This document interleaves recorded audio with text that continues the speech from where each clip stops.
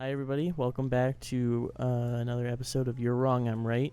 This week we are covering Raiders of the Lost Ark because it just came out on Netflix, and it's a classic movie.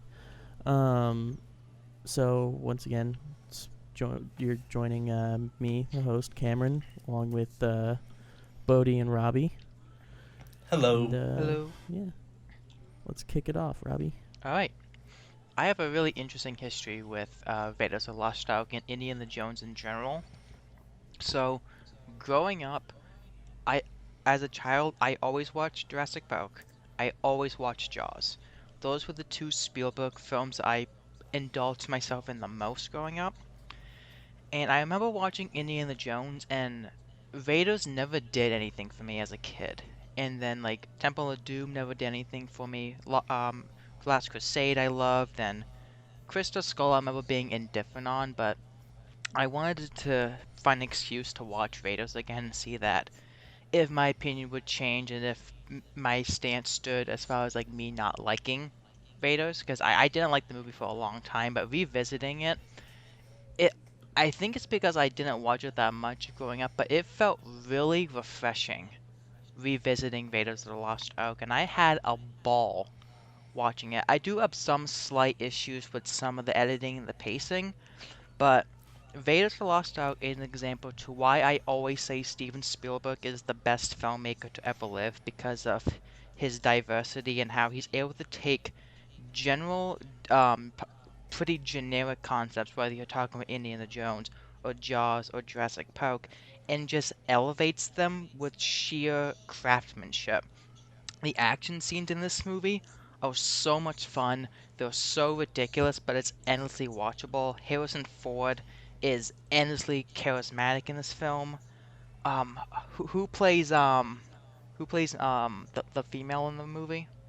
Karen Allen. Karen Allen also is a fantastic co-lead for him, and was probably the first, along with probably Ellen Ripley, for being one of the better strong female co-led films to be released within that era of Hollywood in the late 70s and early 80s. And honestly, like I was just kind of swept up in this fun-filled adventure film with like really great cinematography, great sound editing, and just really great breakneck pacing. And I'll get into some of my small nitpicks as we go along, but I was very surprised how much I actually really ended up liking Raiders by the end of the film. Um, yeah, so for me, actually, I didn't know that about you, Robbie, with your past with it. For me, as a kid, I always watched, like you, I always watched Jurassic Park, and I loved Star Wars, still do, and I just kind of fell in love with Lucasfilm, and my parents were the ones who introduced me to Star Wars because my dad had the original theatrical VHS tape, still does, but we don't have a VHS player anymore, so it's kind of upsetting. I kind of want to buy one to watch them. But anyway, so I fell in love with Star Wars, and my parents then showed me Indiana Jones. They're like, "Well, it's the same people who made Star Wars, but it's actually but it's a different director. It's the guy who made um, Jurassic Park." And I was like, "Ooh, okay." And I watched it, and I was blown away because I also realized I was like, "Oh fuck, that's Han Solo," but that's not Han Solo. I love this, and uh, like as a kid, I just loved it for the pure entertainment of it. I thought it was really really cool. Wasn't really anything I've seen before. It just like Robbie said, it was just it's a fun watch. Like he just said earlier about his review of it, and I haven't watched it. Oh man, it's been years since the last time I watched Raiders. I think it's been about 2 years since I watched Crusade. I think it's been at least like 7 to 8 years since I've watched Raiders. And so watching it again, I'm not gonna lie, I watched it this morning because I passed out last night. And I like to keep it fresh. So that's why I usually wait till the night before.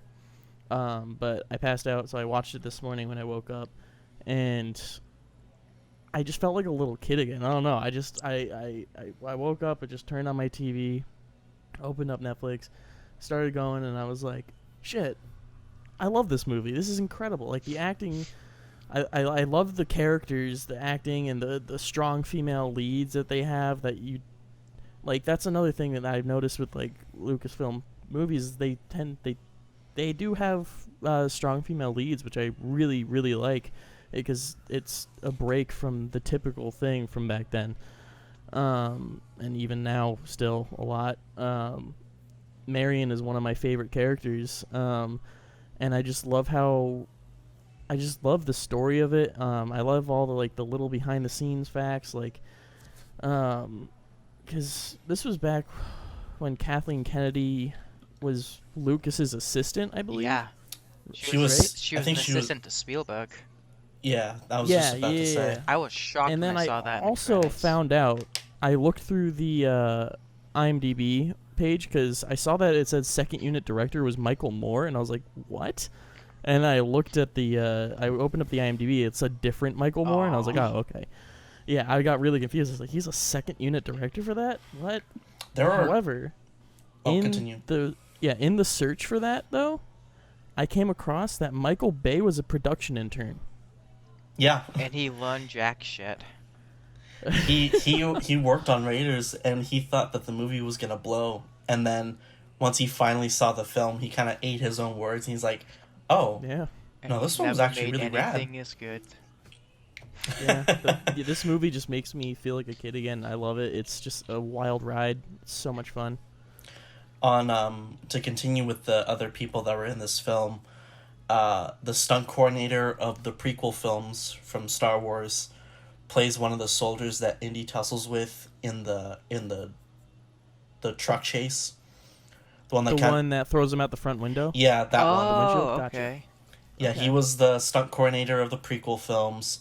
Joe Johnson, who directed Captain America, the first film, and a bunch of other films like October Sky, Jumanji, all that bullshit. He worked at ILM at the time, including the original Star Wars films, so he was involved in the visual effects department. There's another name that was in the film that I recognized. I was like, oh, yeah, I know who he is. I think Alfred Molina is in the cast. Alfred Molina's in the cast, yeah. I was Yeah, like, he holy played shit. Satipo. I'm looking at The beginning, the dude who gets, who betrays Indy and then immediately gets yeeted. Mm-hmm. The Stabbed. There's a dude from the later Harry Potter films who I can't remember his name, but he's in this film. He plays the captain of the pirate ship that Indy and Marie smuggle onto. Oh, yeah. I can try to find him. I can't remember. I don't remember his character's name in HP. I can't remember the actor's name I either, don't. too. But yeah. Bodhi, what are your thoughts on Raiders? So I think I've come, after seeing most of the franchises that I love, just kind of... George Harris. Sorry. George Harris, that's right. So after kind of seeing most of the franchises that I enjoyed as a kid continue on and be kind of I don't know. Star Wars, I've sort of lost interest in over the years. Harry Potter's whatever. I like it, but it's not anything useful for me. Marvel I'm still a fan of, but there's things that I like and don't like from the recent crop. But then I watch Indiana Jones and I'm just immediately in love with it. I have so many fond memories of watching the original 3.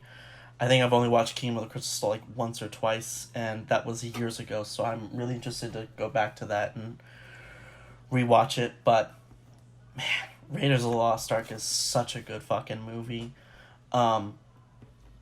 It's actually hard to talk for whatever reason. My throat's kind of swelling up, but I'll keep it short and simple. Basically, everything that Robbie and Cameron said, more or less the same thing that I feel about it. The blocking is amazing. The acting is incredible. Harrison Ford is really charismatic. Karen Allen is incredible as Marion. The actor who plays Belloc is... Paul Freeman. Paul Freeman is fantastic in it. What else? The cinematography is gorgeous. Mm-hmm.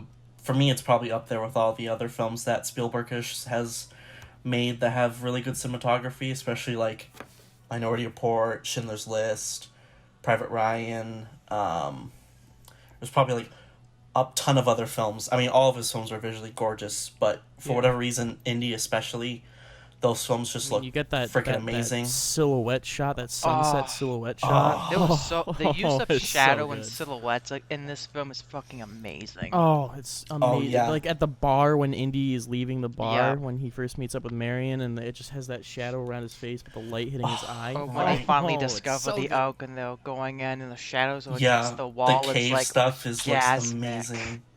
Yep, it's a beautiful. The film. lighting when they first find the ark and they're like, it's just all like from the fire sources, and then they open up and then the ark is just glowing. Yeah. And the compositions are really great too. The music from John Williams is great. Is incredible. There's so many funny moments in this film. I think the one I always laugh at is the fucking... I mean, there's quite a few, but the one that always gets me is when they're on the boat and Marion's trying to clean the window off and Indy's looking at his wounds in the opposite end of the mirror, and then Marion just like flips the mirror, socks Indy in the fucking chin, and he just screams out, and you cut back to the ship. Outside the ship, you just hear the scream echo out. Oh my god, that fucking... that gag always kills me for whatever reason. It's just such a fucking interesting gag. I've always loved the it's really interesting knowing that in the is it where's the marketplace action sequence at? Is it Cairo. Cairo, Cairo. thank you. In Cairo, knowing that Indy was supposed to have this big sword fight with the one goon, and because Yes. Harrison Ford got like food poisoning, they had Yep. to just cut it short. He ends up shooting him after he's like throwing around his sword with these fancy techniques, and he just says, "Ah, fuck it." I believe that was Harrison Ford's recommendation too, Yeah, right? I think it was. Ford does that a lot with his roles. I Yeah. really like that. He's He very did that he's with very Han with collaborative. the "I Love You, I Know." He's very collaborative with his roles. And Yeah. I really appreciate that. I gotta... He's a really great actor. It's a shame he just kind of like doesn't give a shit. Or he gives the presence that he just doesn't really give a shit to all his fans. He's kind of become Tommy Lee Jones. So he's just a cranky Yeah. old man who just like, I work, Dad. Yeah, he's but I love him. if we're gonna talk about a really good Harrison Ford movie though, Witness would be a great episode to fucking I have review not on seen this. a Witness. Oh, I have not seen it. I remember seeing Witness once in high school, and I just remember loving it. And Indiana Jones was really good in it too, so that might be a episode idea. The one thing I was really taken aback watching Raiders is, I mean, I know Spielberg is a master of invisible one takes, and this movie is chock full of just amazing one takes that I'll never. Is it really? Yes. Like, Yeah. you know, Maria's introduction scene at the bow? That's a one take. Oh my god, Like, yeah. all Spielberg does is he slowly dollies in, and it's just panning back and forth between the two actors as they take drinks.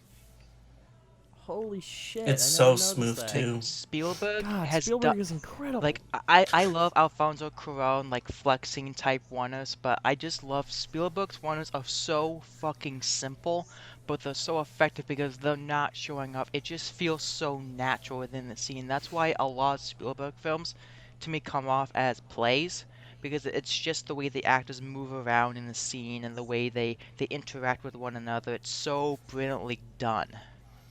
It's so non-intrusive too, because by having it be these very intricate oneers, at the same time they're invisible, and so the camera never becomes the central piece. It's always the actors and the characters, which is what it should be first and foremost. And they're never Yeah. long either. I think the average Spielberg one was like a minute and a half. Mhm. It's just super effective. Which is why, that's why they go unnoticed a lot of the time. I feel like.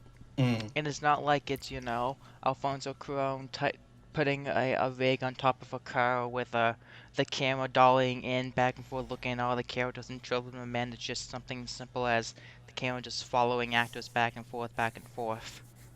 Mm. I'm looking at the cinematographer for Raiders, Douglas Slocum. Mhm. Yeah. He passed away in 2016. He was born in 1913. The last film he ever shot was in 1989, and it was Last Crusade. Oh, okay. Damn. Yeah, he shot all three. I think he lost his eyesight. I think right after Last Crusade, and that's why he Oh, retired. really? Yeah. He also shot Never Say Never Again, which is 007. Okay, I was gonna say That- that Bond movie. Yeah. Which one is that? The one that had Sean Connery return? That's like kind of an Eon production, but not. It is, yeah, and it was directed by Irvin Kershner, That's what I. Yeah. Okay. who directed Episode 5. Because interesting, because the fourth film has Giannis Kaminski as the DP, and I remember they mentioned how Giannis did everything he could to mimic Douglas's cinematography to like a T, because obviously he's not Douglas, so he's just like, I don't want to put my own style into this like I had with Yeah. all the other Spielberg films, and I really respect that as like as a DP who just kind of takes his own style out of it and just kind of services the universe and the story that they're fit into. But dude lived a long life. 103 years old is insane. Right? Holy shit. Back to Raiders for a moment, though.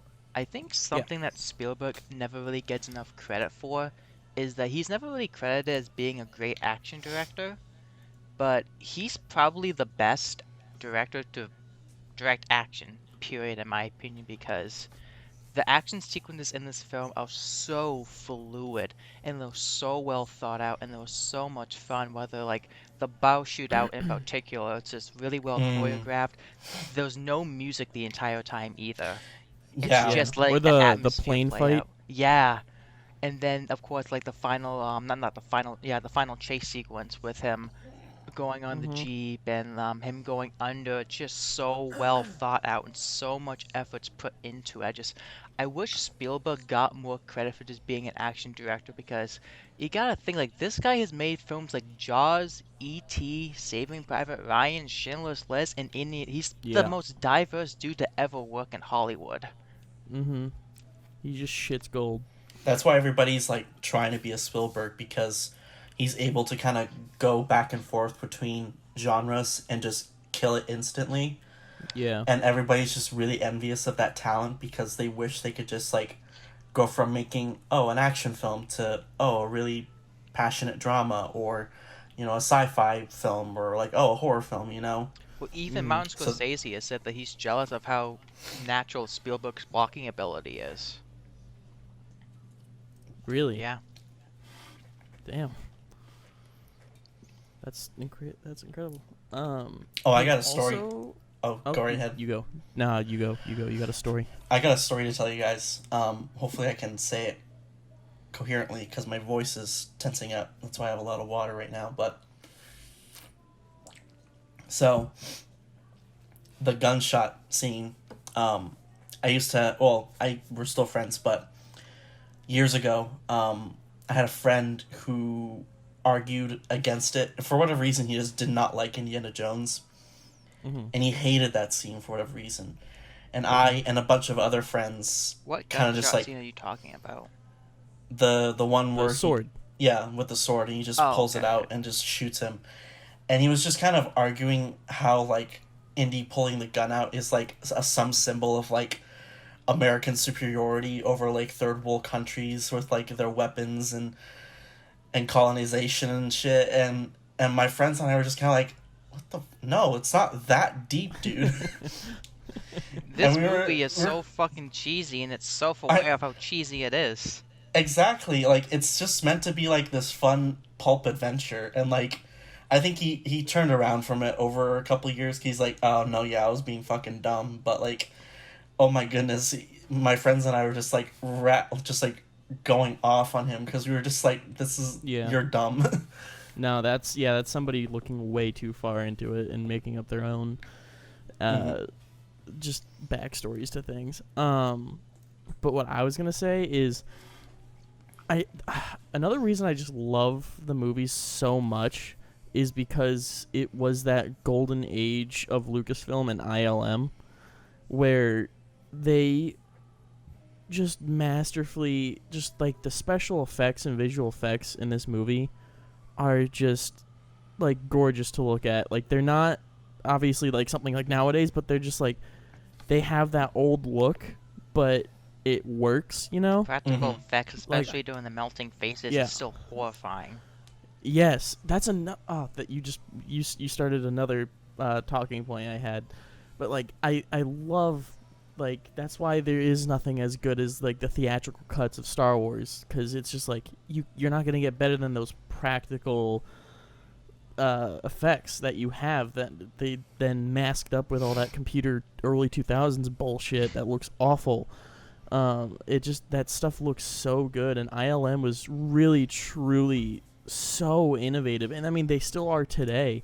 Like if you go back and watch, there's this series on Netflix called The Movies That Made Us, and in it they talk about it's like a series and they talk about different movies along it and how their production process went. They're actually really entertaining. Like they covered like Die Hard, Home Alone, Dirty Dancing, Mm-hmm. and one other film that I'm forgetting, but it's super entertaining, and they really go in depth with how the production went. And ILM was involved with a few of the movies, and just listening to how ILM comes up with these insane ways to capture this effect, whether it's practical or blue screen or what, and it's like it's that company is just insane with how they were doing it back in the 70s and 80s, and now they're still doing it today, even with the Mandalorian, how the Mandalorian shot on an LED soundstage. I Like, think it's I, incredible. I think that type of technology of, like you said, with the LED stage, where even that sort of concept goes as far back as like films like Oblivion. With, Yeah, it's not a new concept, but it's the way that they reworked it. it's really awesome because there's a lot of tech these days where you can work with programs like Unreal Engine or some other computer engine Yeah. that can like Yeah. show that stuff in real time. Mm-hmm. And it looks great. Like that shit, technology, especially with real time engines, have gotten to a point where they look real life, and it's just amazing. Like the lighting and the polygons and all that bullshit has gotten to a point where like the backgrounds and everything look so realistic that you Yeah. can use those as substitutes to just doing it all in post and having those visual Yep. effects. We could just have those sensors, have those backgrounds done on a studio, and the actors will appreciate it more because they're having something to react with, and the lighting will look much more realistic too because you're mimicking the lighting of that scenario as well. Yeah. I think as great as that stuff is, though, I think one of the things that makes Vader so great is everything being shot on location. Yes. It's Yeah. just Oh, like absolutely. I love how every single scene is somewhere different. The movie is constantly moving, and you open up Mm-hmm. with probably one of the best opening character introductions ever with Indy into Yes. going into the temple, getting the artifact and the Mm. boulder, and then you go into like the Cairo marketplace scene. Then you have like the bow shootout. I flipped those, but the movie is constantly moving, and once the arc falls into the hands of the villains, I just kind of I forgot I was watching a film. I was just having such a good time watching it, kind of like, Yeah. holy shit, this movie is flying by right now. Mm-hmm. Oh, Mm. excuse me. It's just under 2 hours long. Like it's like 1 hour 50 something, I I think it's think. like Yeah. 56. And it goes by so quick because I remember during watching it, I paused it to go fill up my water bottle, and like I paused it and I was like, I'm fucking halfway through it. What? I was like, okay, that was just zooming by. I was like, this is great. And I'll bring And up then my one. Oh, sorry, you go on. oh no, you go bring that up. I was just I it's not I important. literally have two, I guess, issues with the film, and it Mm-hmm. actually does involve the pacing of the film. Once the boulder sequence happens, it's absolutely great. When Indy is with the other men at the college where he teaches, and they're kind of discussing what the plot's gonna be, not Mhm. quite into it that much. I was just kind of like, come on, can we get going? Like the movie, it's not bad. It's still the staging is great, the acting is great. It's just I wanted to move along just a little bit further. And again, we get to the battle scene, and the movie goes, and we get to Cairo. And I wish there was just one small like conversation bit before that Cairo market action sequence. It just kind of pops up for me. It doesn't come up as fluid as it could have. I just Mhm. wish it was just a little bit of a bit between that, and then the Mm-hmm. same thing follows with Indy pointing the rocket launcher at the group, and then we immediately cut to night, and the final sequence is happening. I just wish there was like maybe one conversation between those portions just to smooth that out a bit, because it just feels a little bit Yeah. abrupt. I could have used some more meaty conversation with Indy, Mhm. with Karen Allen's character, or the villains. Yeah. Other than that, Like though, maybe that's just like push the runtime to maybe like 2 hours 15. no, not even that. Like 2 hours and one, two. I think it just needed like 5 extra minutes just to smooth out Okay. some stuff. And honestly, like as I'm sitting here thinking, like those are the only issues I can think of. Mhm. Mm-hmm. So another thing with them shooting in Cairo and also with another appraisal of ILM, they one thing that they did, which was kind of like a hidden show off thing, was you remember when they're first in Cairo and they're on that like rooftop Mm-hmm. like picnic Yep. area when they're first meeting up with Salah. Yeah. And there's a shot that then it's like a big like landscape shot of the rooftops of Cairo. Mm-hmm. That was an extremely difficult shot because when they shot that, this is being shot in the 80s, but it's supposed to take place in the late Oh 30s, yeah. early 40s. So there were like TV satellites and like power lines and all that shit along the landscape of Cairo when they were shooting it. So they had to go in and get rid of each and every power line, uh, like lamppost or TV, like satellite dish, like all that, every single one of them. And doing that back in 1983, One. I think, 1981, Yep. is astonishing. It's crazy. And so like I forget when I learned that like fact, but like that it makes me appreciate that shot more because it is a really gorgeous shot of like the whole city like rooftops. Mm-hmm. But the fact that they made it that shot to show that they had the ability to do that is incredible. Speaking of the film taking place in 1981 too, I kind of forgot how violent this movie was for PG.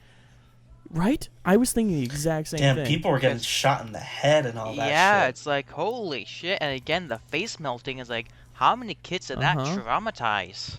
Like Mm. holy Yep. And shit. like with in the beginning with Satipo when he takes the the with the little The bust idol. guy Mm-hmm. idol, yeah, and he runs away and then Indy finds him, he's stabbed and it's like through his face and it's just like Jesus, Oh that yeah, is it's dark. fucking Brutal. brutal. Yeah. And then like the plane action sequence when the big guy gets shredded by the plane, it's like Uh-huh. how were you guys allowed to get away with this? Holy Yeah. shit. Like that amount of gore like today is like That'd be they rated didn't even R. do that in the X-Men movies. Like they made Logan rated R so they could do gore. It's like Jesus Right. Christ. Um I think another reason this movie works so well is we've talked about Harrison Ford being charismatic and the character himself just being so much fun to watch. It's yeah. really refreshing to see a hero that's struggling the entire time.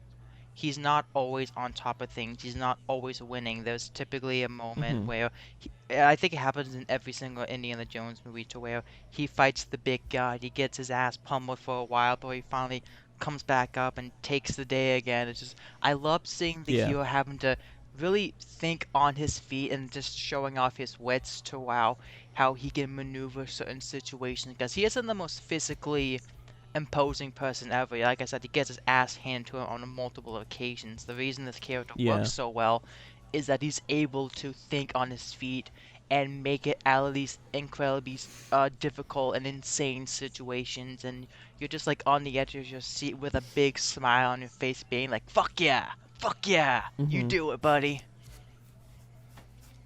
Um, I also didn't realize that Lawrence Kasdan helped write Yeah. Raiders, Mm-hmm. and which makes me love him even more because he wrote my favorite movie of all time, which is Empire Strikes Back, and then he also wrote Return of the Jedi, and I did not know he wrote Raiders in between that. Like, that dude, in between 1980 and 1983, wrote Empire, Lost Ark, and Return of the Jedi. Like, what? Only if they could have That's incredible. Only if you could have helped out with Temple of Doom. He was going Yeah. to, and then he was like, nah. Mm-hmm. Which is kind of sad, because Temples, I guess... I mean, it's not bad, but it's just it had to live up to Raiders. I have never actually watched Temple of Doom all the way through. Really. Yeah. I view the movie I compare Doom to a lot is The Dark Knight Rises. Like, I think that they are both genuinely good films. They just had to live up to what was their predecessor. I mean, and Dark Knight they Rises were both has a incredible lot films. of writing issues, though. Yes, it does, but it's not a terrible film. No, I still like the movie, but it's like Yeah. Nolan was like, plot holes, fuck it. But they kind of got screwed over, with the death of. Yeah, they did. Heath Ledger, yeah. But still, like, that's another topic for another day. But do we want to do final thoughts, or are we just gonna make this really short? I felt like I had one more thing to say, but I can't remember. And it's bugging the shit out of me. I had like one now we already kind of talked about it, the harsh imagery that they used. No, I think I'm good. Yeah. Who wants to go first? I'll go first, just because my voice hurts, and I'll just give you my final thoughts. But, very good. I love Raiders of the Lost Ark. I love Indiana Jones. I love this franchise. This is the only franchise that I will ever simp to. I give it a solid 9 out of 10. I love this film. All right. I couldn't have said it better myself. Yeah, I am obsessed with Indiana Jones. It comes from my favorite era of Lucasfilm. I think it's honestly my favorite era of films in general, kind of. I love the acting, I love the directing, I love the story being told. It just feels so good. I love the way it looks. It's shot so well. The visual effects are so just pleasingly practical. Mhm.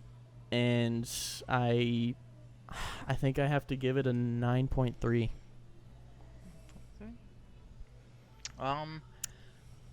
I think the biggest compliment you can give a film is when the moment it ends, a couple of days later, I wanted to rewatch it again. Because I just wanted to be swept up in this again. I don't think it's insulting to call this movie dumb, because it is dumb to extend. It's self-aware, pulpy fun that doesn't take itself too seriously, knows exactly what it is, and doesn't try to be anything deeper or anything more intricate or anything like how Bodhi's friend was trying to make it out to be, supposedly. But I mean, this Vader's still. I recognize Raiders as being one of Spielberg's best movies as far as the impact it's had on pop culture and filmmaking in general. It's still not one of my favorite Spielberg films. I think I still prefer Last Crusade. Again, it's been years since I've seen these films, but I honestly went into Raiders thinking I wasn't gonna like it just because of my history with it. But the moment it ended, I was like, fuck. That was good. I think Vader's a solid 8.5 out of 10 for me. 8.5? Yeah.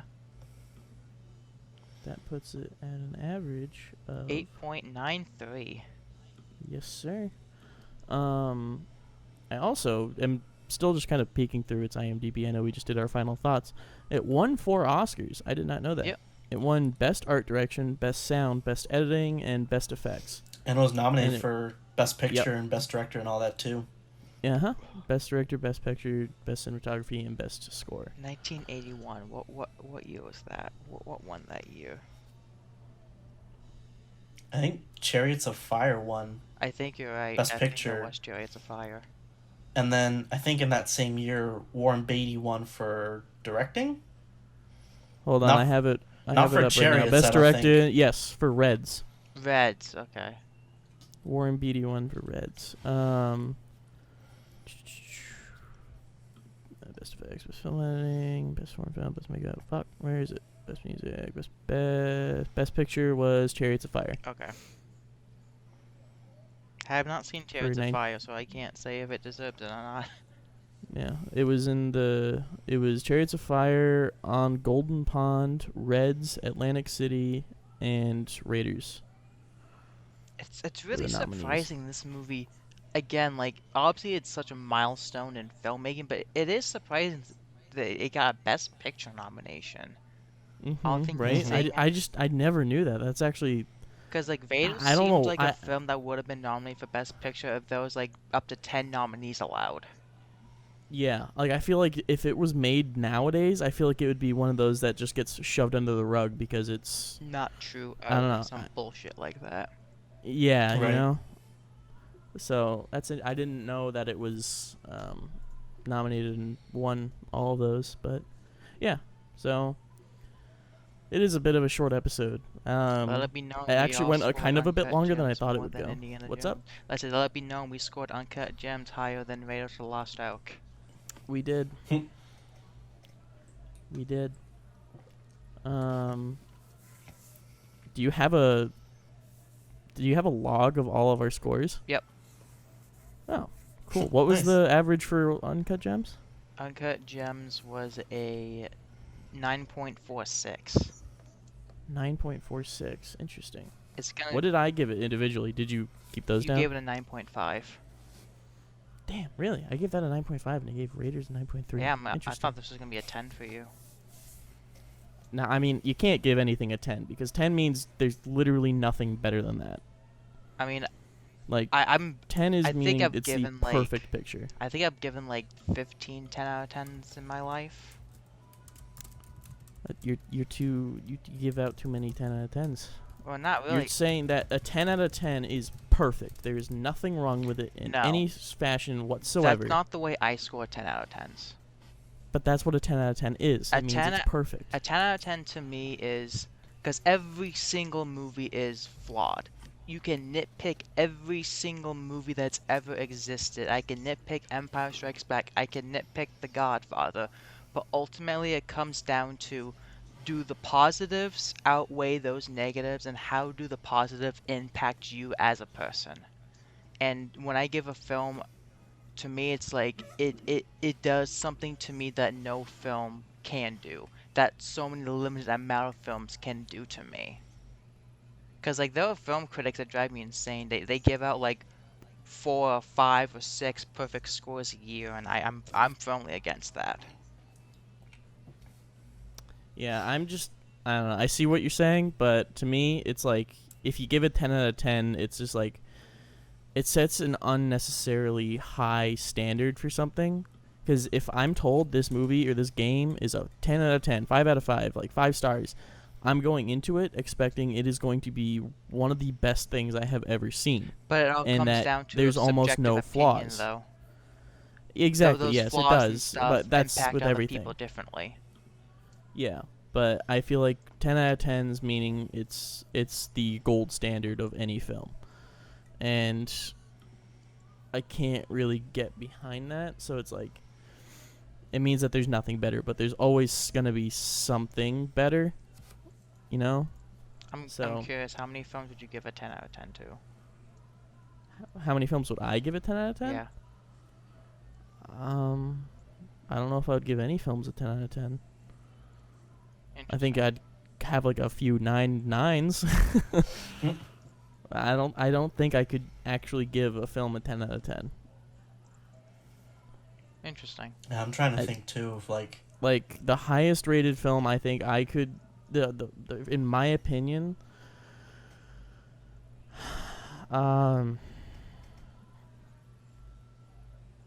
honestly, it would have to be Empire for me.